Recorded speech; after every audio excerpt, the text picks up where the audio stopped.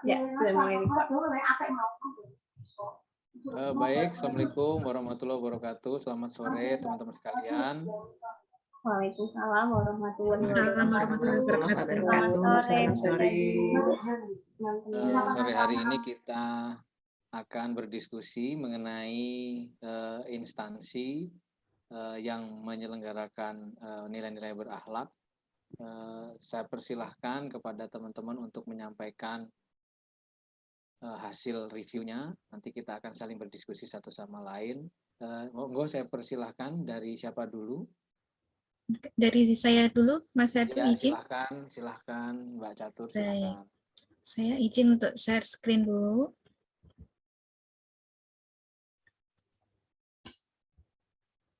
Apakah sudah terlihat, teman-teman? Sudah, monggo, silakan. Oke, jadi ini saya mengambil paparan praktek berakhlak dalam lingkungan pemerintahan Kota Semarang. Jadi saya ambil penerapan nilai-nilai berakhlak di Pemkot Semarang. Ini adalah core values dari ASN berakhlak yang mau kita angkat, yaitu ada berorientasi pelayanan, akuntabel, kompeten, harmonis, loyal, adaptif, dan kolaboratif. Oke, jadi ini implementasi nilai berakhlak di pemerintah Kota Semarang. Dari yang pertama dulu berorientasi pelayanan. Jadi di pemerintah Kota Semarang ini nilai berorientasi pelayanan sudah dilakukan dengan memudahkan warga Semarang untuk melakukan mengakses pelayanan terpadu untuk mengatasi kebutuhan informasi, keluhan, atau kejadian darurat. Di sini dari wali kotanya sendiri, sebagai pribadi pun, sebagai Bapak Wali Kota pun, beliau juga meraih 5 kali penghargaan berturut-turut untuk pembina pelayanan publik dari PAN-RB. Jadi penghargaan tersebut merupakan bentuk apresiasi dari pemerintah pusat karena pemerintah Kota Semarang ini dianggap memiliki pelayanan yang baik untuk warga. Kemudian akuntabel. Untuk nilai akuntabel ini terlihat karena di Kota Semarang ini memberikan komitmen dalam hal pengelolaan keuangan. Jadi pemerintah Kota Semarang memperoleh opini wajar tanpa pengecualian karena secara beruntun melaporkan keuangannya dari sejak 2016 yang lalu. Jadi melaporkan keuangan secara rutin. Kemudian selain itu juga Pemkot Semarang menjadi Pemda terbaik kedua di Indonesia versi monitoring KPK. Untuk versi kompeten sendiri, pelaksanaan nilai kompeten ini dilakukan dengan peningkatan kompetensi SDM dengan menggandeng pihak luar negeri untuk bekerja sama. Selain itu juga dilakukan bimbingan teknis. Untuk harmonis dari pihak pemerintah Kota Semarang, ini sangat ramah terhadap disabilitas. Selain itu juga ramah terhadap perbedaan beragama. Jadi Pemkot Semarang itu memperjelas perizinan pembangunan rumah ibadah sehingga berbagai agama manapun apabila ingin melakukan pendirian tempat ibadah mereka mempunyai kejelasan secara hukum. Kemudian dari segi loyal, jadi Bapak Hendi ini di pemerintah Kota Semarang itu mempunyai Kampung Pancasila untuk memperkuat sarana persatuan dan juga punya yang namanya Rumah Duta Revolusi Mental. Jadi di situ dilakukan penguatan-penguatan untuk ideologi Pancasila dan juga nasionalisme. Kemudian dari segi adaptif, ini adalah beberapa teknologi-teknologi yang dipakai untuk mempermudah warga Semarang. Ada Silampa, ada perpustakaan online. Semuanya ini data terintegrasi menjadi suatu teknologi yang memudahkan warga Semarang untuk mengaksesnya. Selain itu, dari segi nilai adaptif, juga pemerintah Kota Semarang mempunyai, termasuk jadi kota pertama dengan sistem CCTV sampai tingkat RT. Jadi tiap RT itu dibagikan satu CCTV. Selain itu juga Kota Semarang memborong 5 penghargaan untuk inovasi daerah kenormalan baru. Dari segi kolaboratif, pemerintah Kota Semarang telah bekerja sama dengan berbagai pihak, baik dari swasta maupun warga, sehingga atas dasar itu pemerintah Kota Semarang meraih prestasi kinerja tertinggi untuk pemerintahan daerah. Begitu teman-teman dari saya. Baik, terima kasih Mbak Catur. Sangat menarik sekali dari Kota Semarang tadi. Selanjutnya saya persilahkan pembicara kedua, silakan. Baik, Mas Yadi, saya akan menyampaikan itu saya. Mungkin teman-teman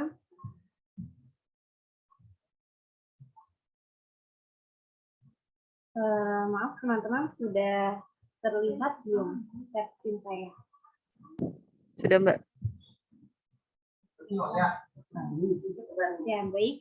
Di sini untuk tugas instansi mana yang saya pilih, menurut saya instansi yang mencerminkan nilai berakhlak adalah Universitas Negeri Jakarta. Jadi tempat saya sekarang mengakui. Nah, dari sisi berorientasi pelayanan, di sini Universitas Negeri Jakarta yang pertama meluncurkan aplikasi PPID untuk peningkatan kualitas layanan informasi publik pada masyarakat. Seperti itu.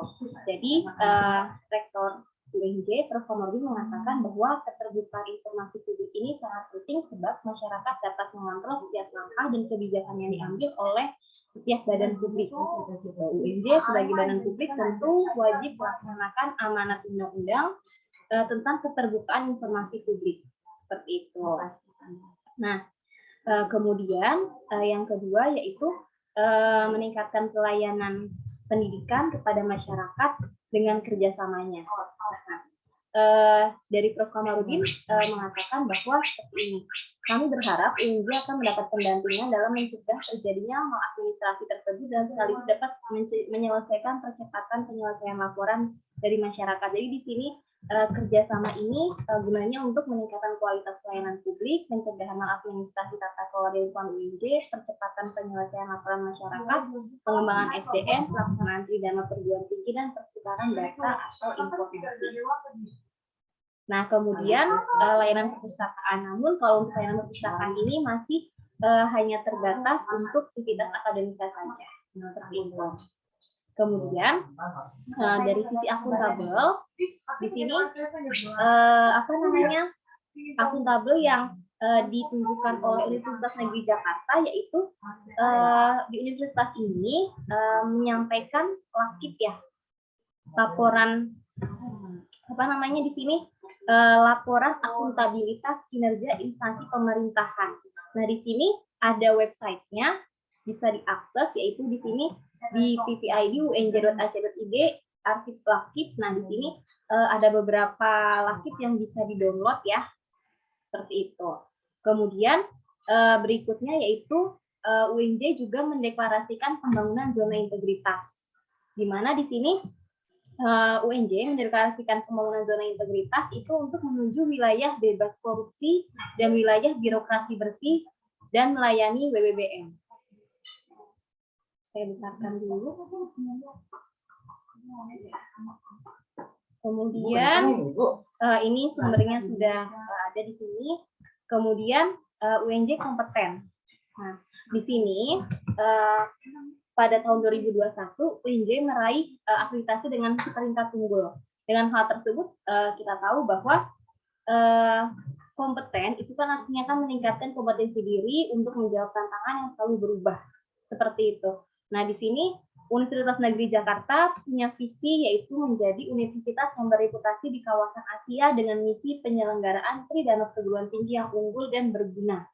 Seperti itu. Nah, di sini sehingga dibuatlah RJP, kemudian sehingga akan tercapainya semua hal-hal tersebut. Kemudian capaian-capaiannya yaitu capaian kinerja di bidang akademiknya. Ada 20 di sini mengumumkan 20 perguruan tinggi terbaik dari 2.136 perguruan tinggi, UNJ masuk peringkat ke-20. Seperti itu. Kemudian dari capaian penelitiannya di sini Dalam di sini dibuktikan bahwa loncatan hebat terjadi dari rentan waktu 2019 sampai dengan 2021 dengan publikasinya yaitu 2185 artikel internasional. Kemudian juga citasinya dengan perolehan 3.836 pada 2020 meningkat pada 2021 4.455. Nah, ini banyak capaian lainnya, ada capaian di bidang umum keuangan. Di sini tadi ya yang sudah disebutkan sebelumnya, kemudian capaian bidang kemahasiswaan alumni, dan ada juga capaian perencanaan bidang kerjasama. Nah, di sini UNJ ditetapkan sebagai badan publik predikat menuju informatif kategori perguruan tinggi negeri dalam Anugerah Keterbukaan Informasi Publik 2021.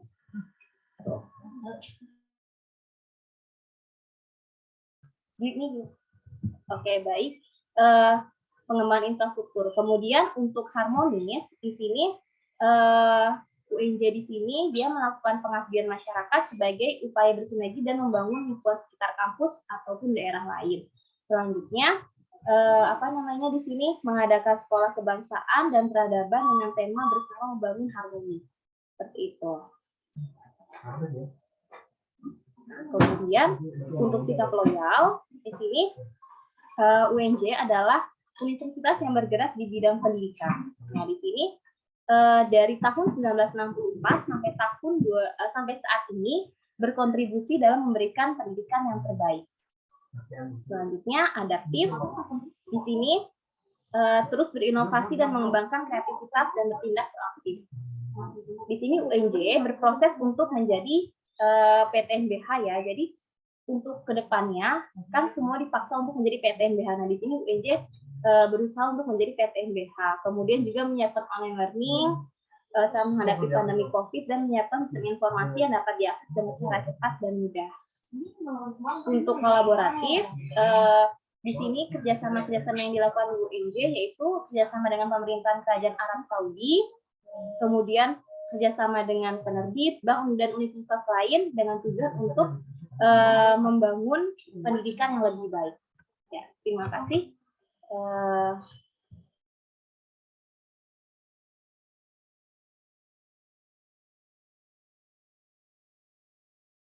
Oke, Mbak Hayun, terima kasih.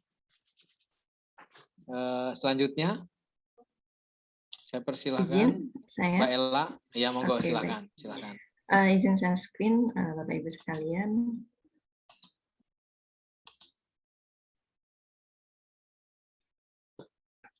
Apakah sudah terlihat di layar Ibu Bapak sekalian? Ya, sudah, monggo. Oke, baik. Terima kasih atas waktunya. Di sini saya akan menyampaikan terkait dengan instansi yang mempraktekkan nilai-nilai berakhlak.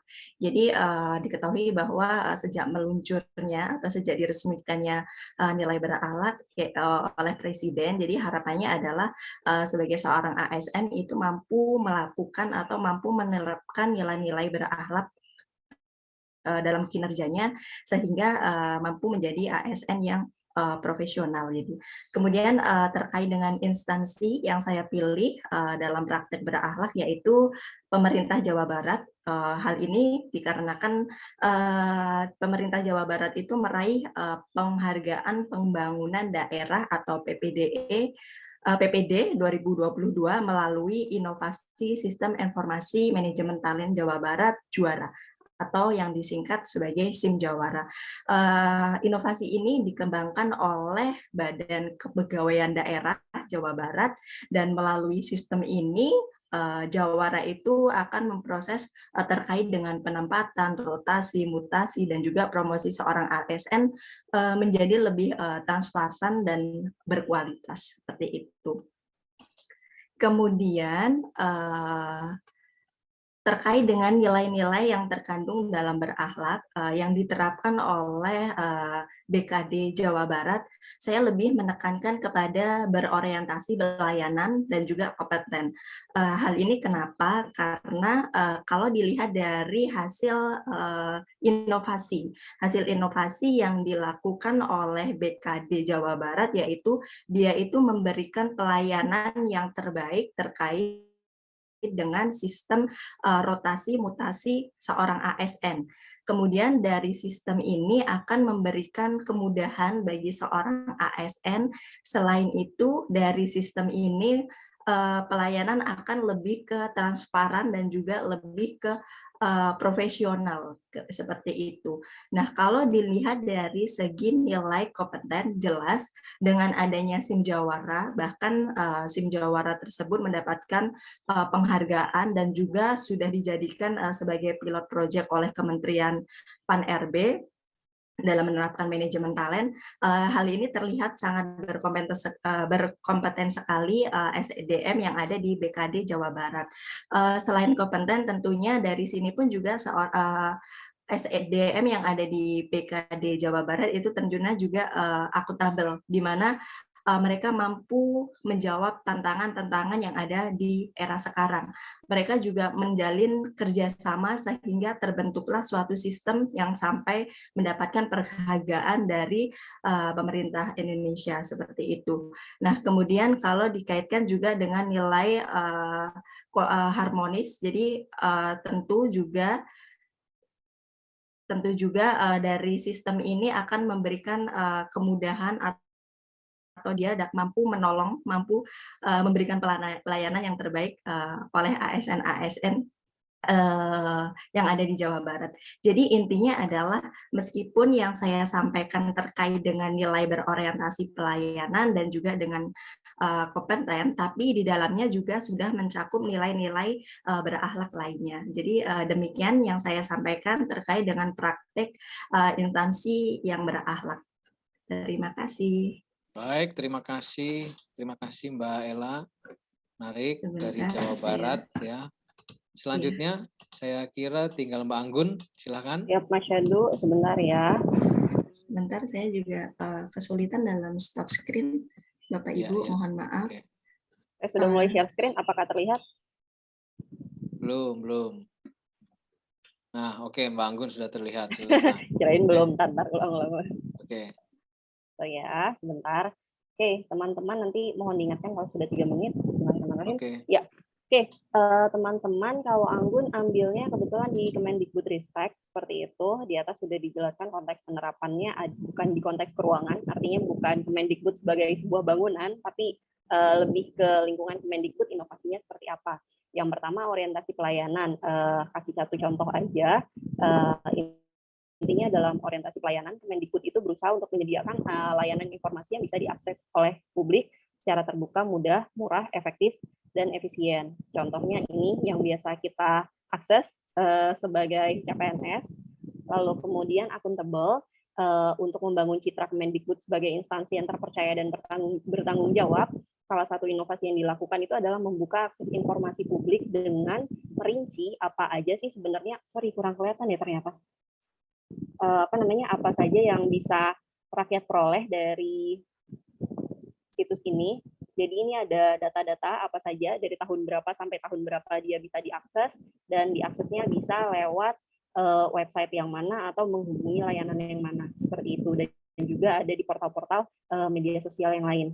Nah, kalau dari usaha pengembangan kompetensi, Kemendikbud sendiri itu salah satu terobosan yang dilakukan adalah berkolaborasi dengan LPDP untuk menyediakan alokasi pendanaan dana abadi perguruan tinggi.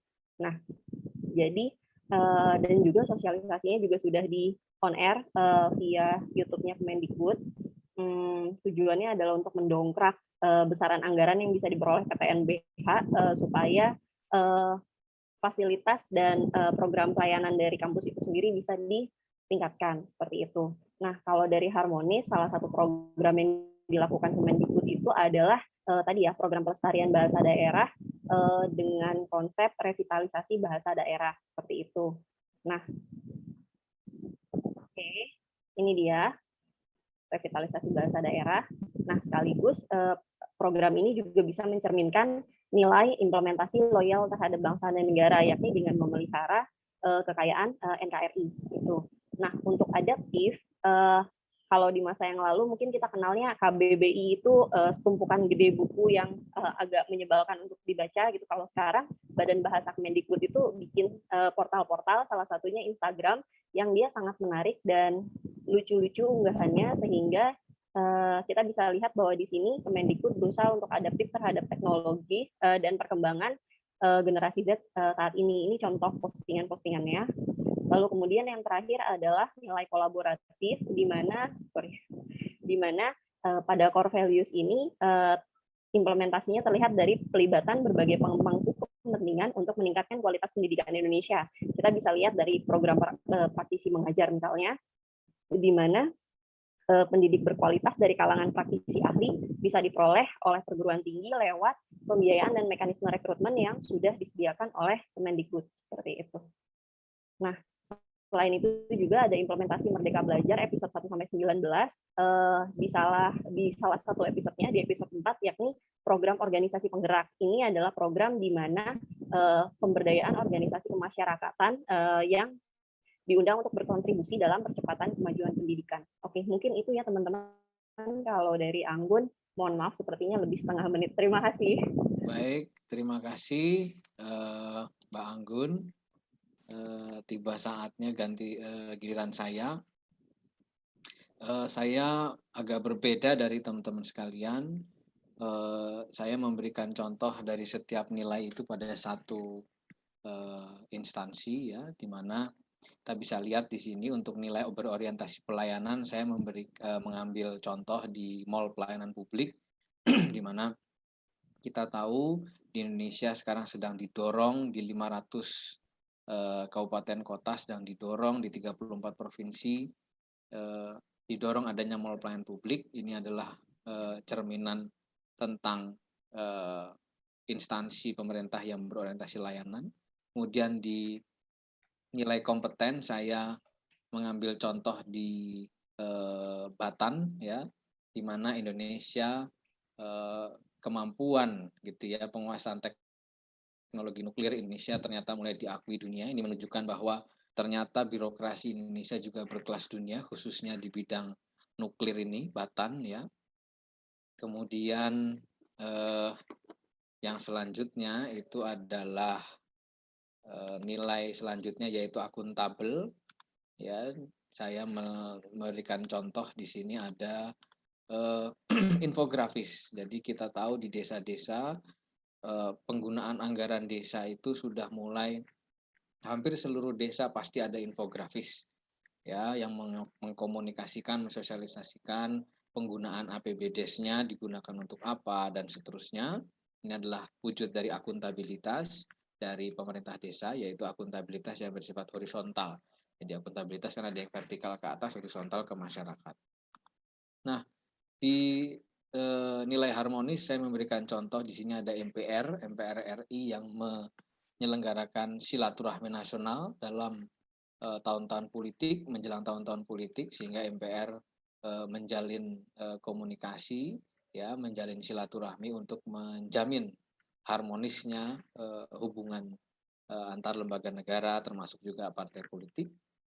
Kemudian di nilai loyal saya mencontohkan ini adalah presiden, ya, di mana presiden kita betul-betul loyal, ya, terhadap konstitusi, ya. Berulang kali presiden menyampaikan bahwa beliau tetap pada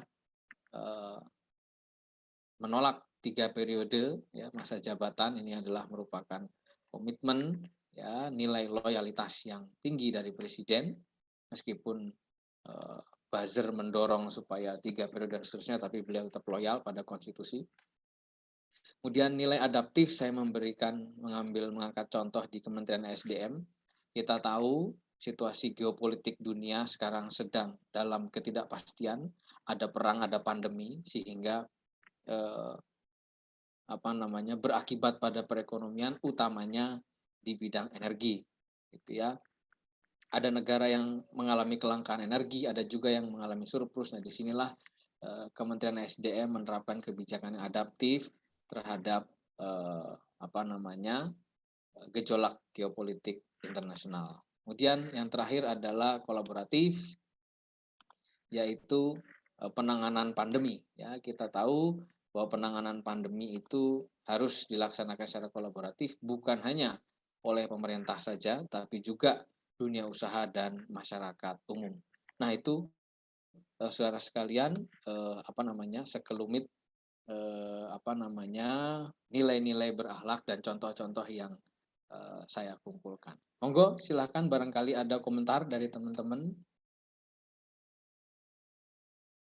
untuk pemaparan yang tadi sudah dipaparkan.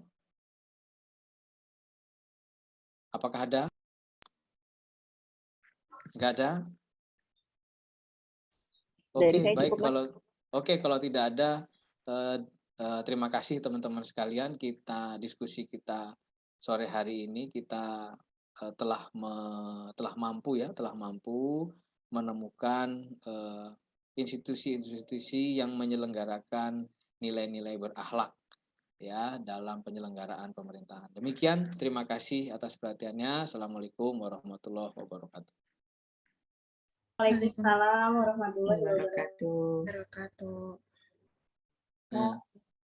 Oh iya, Pak Syahdu tadi menurut Pak Syahdu, maaf ya, jadi saya membuka forum kembali. Menurut teman-teman semua yang terbaik instansinya yang mana ya? Kalau saya izin berpendapat yang terbaik, kalau menurut saya walaupun saya memilih UMJ, tapi saya juga senang itu melihat Kemendikbudristek gitu. Kalau teman-teman lain bagaimana? Oke, kalau dari saya sih melihat kalau saya melihat justru pemerintah desa, di mana pemerintah desa itu kan punya sumber daya yang tidak terlalu besar seperti halnya kementerian, tetapi mereka punya komitmen yang tinggi. Dan menurut saya ini sangat baik ya, karena ya kalau kementerian mungkin anggarannya cukup, tapi kalau pemerintah desa mereka penuh dengan keterbatasan, tapi mereka punya komitmen itu terhadap nilai berakhlak ini. Kalau dari saya gitu, monggo teman-teman yang lain bagaimana? Mbak Anggun, Mbak Catur, gimana? Kalau saya mungkin preferensi pribadi kali ya, mungkin karena memang dari awal sudah tertarik dengan Kemendikbudristek dan ketika menelusur juga cukup terkagum-kagum, walaupun nggak berhasil menyampaikannya dalam 3 menit, tapi menurut saya itu kebijakan-kebijakan yang diambil itu memang berakhlak sekali sih gitu. Kalau dari Mbak Setuju Catur, sih saya sama Mbak Anggun melihat kinerja dari Kemendikbudristek gitu. Mbak Ella, Oke, saya juga izin menyampaikan pendapat. Saya setuju dengan Mbak Anggun terkait dengan Kemendikbudristek Dikti. Jadi Kemendikbudristek Dikti selalu memberikan atau melakukan inovasi-inovasi demi kemajuan pendidikan Indonesia seperti itu. baik. Jadi Mas Syahdu boleh dibuat kesimpulannya, Mas? Oke, ya kita melihat kelihatannya sudah sepakat kita tadi beberapa menyampaikan secara, tapi Mbak Ella tadi menyampaikan Ristek Dikti udah diganti itu Mbak namanya nomenklaturnya jadi Kemendikbudristek ya. Oh iya, sorry ya. Kemendikbudristek. Ya, oke. Baik, kita dari kelompok kami menyimpulkan ya, secara mufakat kelihatannya instansi yang telah menyelenggarakan nilai-nilai berakhlak secara konsisten adalah Kementerian Pendidikan, Kebudayaan, Riset dan Teknologi Republik Indonesia. Itu dari kelompok kami. Demikian, terima kasih teman-teman sekalian sudah bergabung dalam diskusi kita. Demikian saya akhiri. Assalamualaikum warahmatullahi wabarakatuh. Waalaikumsalam warahmatullahi wabarakatuh. Terima kasih Pak Syahdu, teman-teman lain. Terima kasih Mas Syahdu dan Terima kasih. teman-teman.